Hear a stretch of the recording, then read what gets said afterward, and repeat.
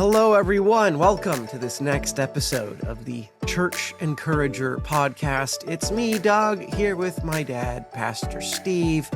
And in this one, we like to look at our discussion guides from the previous sermon. And our tradition on the Church Encourager podcast is the one who preached the message gets to answer the questions. So, Dad, I will hand it over to you after doing our little intro bit there. Yeah, thank you so much. And we like to, as you said, we post these every week, usually on Monday. Sometime they go up, and if you get a chance, use them during the week, and even as a personal sort of devotional, or make it a habit with your family or something. Just kind of get in, take it a little deeper, and I think it expands the weekend experience. So so we got some questions that are in the discussion guide that I'm going to put to you, son, and you see what you do with them. I like the washing the disciples' feet story. So in that story, what stands out to you most about Jesus' attitude and actions? Yeah, just the way he composed himself. He carried himself. He knew who he was. And he was just settled in that. And, we've all been in a position where we see a need to do something. And, sometimes our response is, man, somebody should really do that. And we just sidestep it, We could even see that in like the Good Samaritan story, you think of the religious folks who just kind of walk around the guy who needs help. And there's Jesus seeing the need and meeting it. He's not doing it. I think I mentioned he wasn't doing it passive aggressively. He didn't let out a big sigh. Fine, I guess I'll do it. That wasn't his heart. His heart was to show his dear friends and model what they were supposed to be doing to find life. So just the way he models things, I think, is life-changing and really inspirational. And his attitude was just so humble. He was the one who could do anything. He's our Lord and Savior, and there he was washing their feet. And I think too, what a beautiful picture. Yeah, and I like to, as I was thinking about it, he wasn't doing it to guilt trip them either. No. Like sometimes people would jump in and sort of, but it wasn't passive aggressive, right? No, he wasn't. There was no ulterior motive other than to show them what love was. Yeah, and you'll be blessed if you do this as well. If this is what you get a hold of, that's where life comes from, full and abundant life that we're talking about. I like that because that verse, you'll be blessed if you do it. It ties into the blessings of the Beatitudes, right? Which are so different than what people expect. And I like that story, how it fit, because the disciples are arguing about who's the greatest, and Jesus kind of resolves that for them. So I that's really good. Okay. Pardon me. Another question for you. Well, it's a follow along with that. You mentioned the disciples were arguing about who would be the greatest even during the Last Supper. How do you see this same tendency in yourself or in our culture today? Yeah, I was reading an article of some kind. It was actually a book I have here on my desk. And, the title of the book is, and this was recommended to me by somebody who had helped my preaching. And it was recommended. It was neither complementarian nor egalitarian, which is a complex argument on women's roles in leadership. And, it's amazing how divisive something like that can be in the church community. People are willing to just call others heretics over their viewpoint on it. And our culture, just in general, you can take any issue like that. That's a doctrinal thing that you can take any issue, and, people want to pick a side and they want to be right. And that means they need to make other people wrong.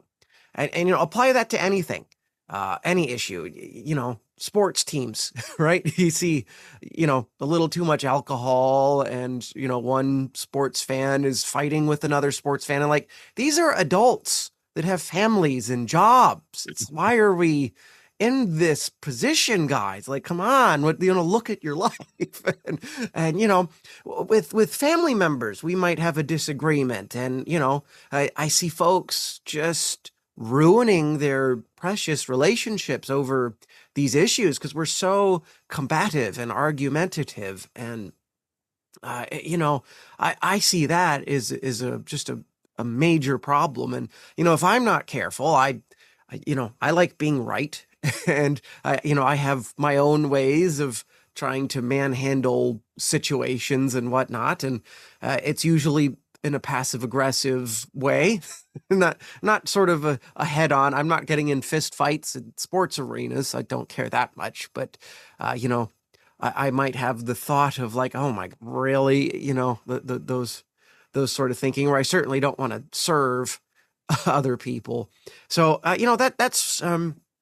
that's something I see in our culture. We're very argumentative, very divisive, and it with anything. And the whole Bible points to us being a family through Jesus. It's Jesus he's the reason why we can all be united in family. It's not through tolerance per se, because if somebody's wrong, we need to deal with them, right? And sometimes you do have to pick a side. So, again, I'm not trying to minimize the importance of that, but just with something like complementarianism or egalitarianism, I would encourage those listening to Google that and do a lot of research and read a book on it, as I'm trying to do.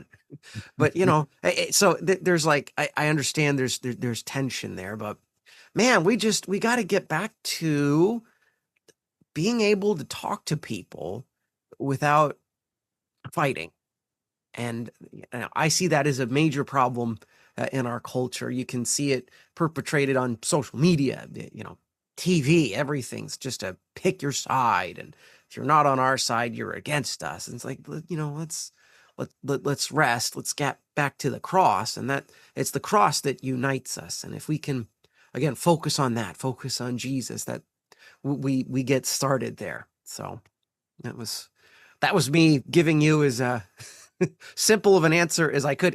We had some friends over yesterday at the house, and they were, we were having good theological discussions, and she asked me, are you like a once in, always in guy? And I was like, and then I sort of expounded on both points and what I think. And I'm like, to be honest with you, I don't know. That was the only answer I could come up with, because there's points on either side, and ultimately I was just like, hey, it comes back to what God says, and all we really need to do is just follow Jesus. How do we be a part of this family of God? Start there, and we'll work on the rest together without trying to bare knuckles with each other.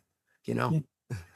Yeah, although, and you're right, it's tough, and that some of those issues that you're mentioning right now they're so divisive that people, if you don't have like the immediate right answer, I think it takes a longing to sort of understand both sides. Yeah.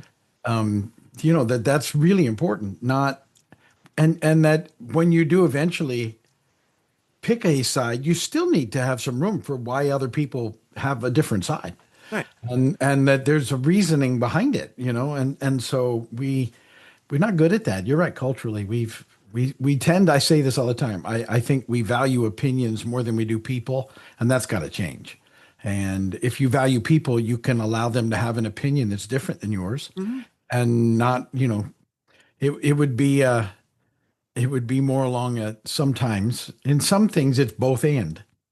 Yeah. And it's that, then people always want to take that to an extreme. Well, I just mean that there's sometimes it's not as simple as it's this or that. Where it is simple as this or that is you need to know Jesus. I mean, that is the core of it all. Yeah. But, from there it starts to get, and has been for a long time. And, we have an enemy that loves to keep us divided, and he keeps working on those things. So even with the disciple, who's the greatest? Well, the answer was sitting at the table was Jesus, but Well, they were trying to figure out who's the second greatest. They all knew Jesus was the greatest, and like, okay, Jesus, let us figure this out, and like just eat your fish sandwich over there, like. Yeah, you did. I really like the way you tied pride into Mm. being a big problem with meekness. And so what are some areas in life where pride might be preventing us from being meek? And how do we surrender those areas to God? Yeah, tying into the last thing, I'm a pastor. I have a Master of Arts in Ministry. I have an MDiv up on my wall.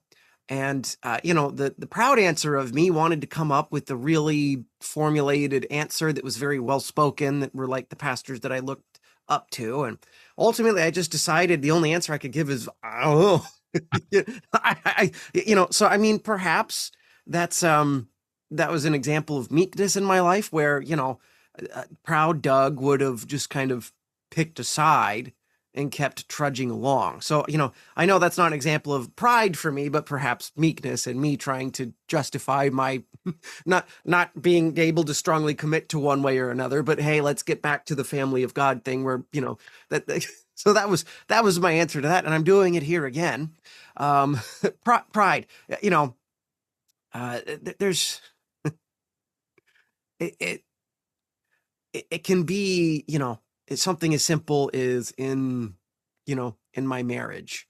Like, we try to have chores assigned to different individuals in our marriage. And sometimes I feel as though certain chores shouldn't be mine, yet somehow I always end up doing. And then, as I'm folding laundry, I'm doing it, but I'm doing it in a way that's, I'm angry as I'm folding laundry, and I really shouldn't be. It's not a big deal. It's my own clothes. Like, why am I angry for folding my clothes, Doug? Just like it's not, this is not a big deal. Like, why are there three baskets of laundry for 2 days? Like, Doug, come on. And you get an edge, I get an edge, and like Doug, sometimes you just gotta fold laundry. Sometimes you gotta wash the dishes. I do that almost every day too, but that's besides the point. And then it helps when I'm like, look at all the things that my wonderful wife does, and I'm like, yeah, okay, I couldn't do any of this without her. And then it starts to shift a little bit. But I think too often we get stuck in that point where we're folding laundry on the bed and we're just fuming. And be mindful of those. When you start to feel those, it's like, why am I feeling this way?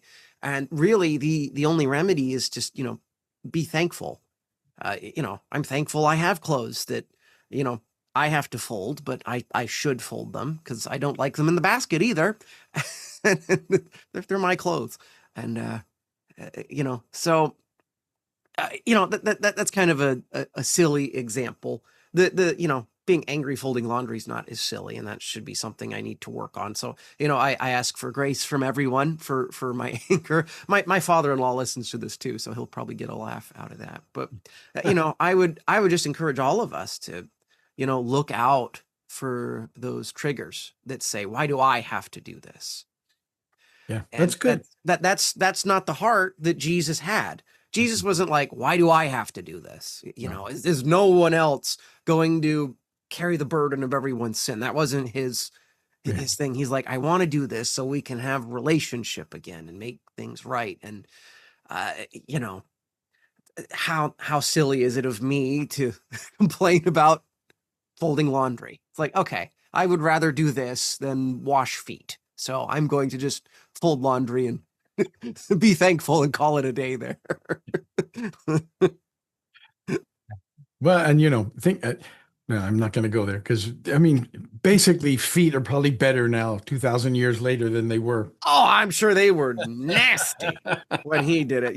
Just They're just not open the toed sandals callus and cracks. And everything was you dust. figure nowadays we have like products that help Yeah, people's feet yeah, not be yeah, gross. They didn't have that. You know, I like they weren't rocking New Balances, yeah, the yeah, lawnmower 3000 white sneakers from New Balance, yeah, like they were wearing sandals and yeah. That's funny. yeah. All right, one more. I liked this too. You said that meek people are safe people, Hmm. and that safe people can change the atmosphere of a room or a community. And you know what? what makes, somebody feel like a safe person? What does that look like to you? Yeah, I think one of the top things is just a calmness. You know, I've been in situations where like some tech problems happening, and then somebody will just come and, they might not know how to fix it, but they're just sort of calm. And that can be helpful. Sometimes it's annoying, when you're really hyped up and angry, but more often than not, it's like, okay, let's bring it down. Another example might be if a parent has young children. I was in this situation a few years ago, and the kids are just insane. You need a break, and grandparent takes them for an afternoon. That's just you feel safe. Like, okay, I can kind of breathe, and uh, that assurance of the calmness, the ability to just be responsible and be okay being responsible and being trustworthy, where you can talk to someone and they're not just willing to spit it out to the next person to quote unquote spill the tea. So I think all of those things are pointers to what it looks like to be a safe person in our context. Is do I calm things down? Do I avoid freaking out, or do I participate in the chaos? Because there's also people who will start freaking out right next to you. And like, oh my gosh, the soundboard isn't working. We're all going to die. How are we going to do church? Nobody does that. But they could, and those people aren't around me. It's probably for the best, because there can't be more than one of us. But yeah, what are we going to do? We'll just sing Amazing Grace, just acoustic, and move on from there, and that's okay. Like, that's good too. But yeah, I think just going back to it, answering the question instead of circling around, that calmness, I would say, is that most helpful thing, is just being willing to weather a storm. And I feel like there's some folks around me where things would just drive me nuts. It doesn't really impact these other people. It's like, it's okay. We'll just kind of figure it out and move through. And, then the big deal ends up really not being as big of a deal. And, that's what meekness is. I hope that answers that question Hey, somewhat. that was great. Yeah. Well, good. I think that's enough. There's a few more, but people can certainly work through them themselves, and appreciate you taking the time to do this. And uh, we have another podcast coming up on Thursday where we'll talk about next week's message. That's about hungering and thirsting for righteousness. So I think that's going to be fun. Yeah. And but this puts a good spot on this one, I think, and gives people something to think about. Great job. It was a good message.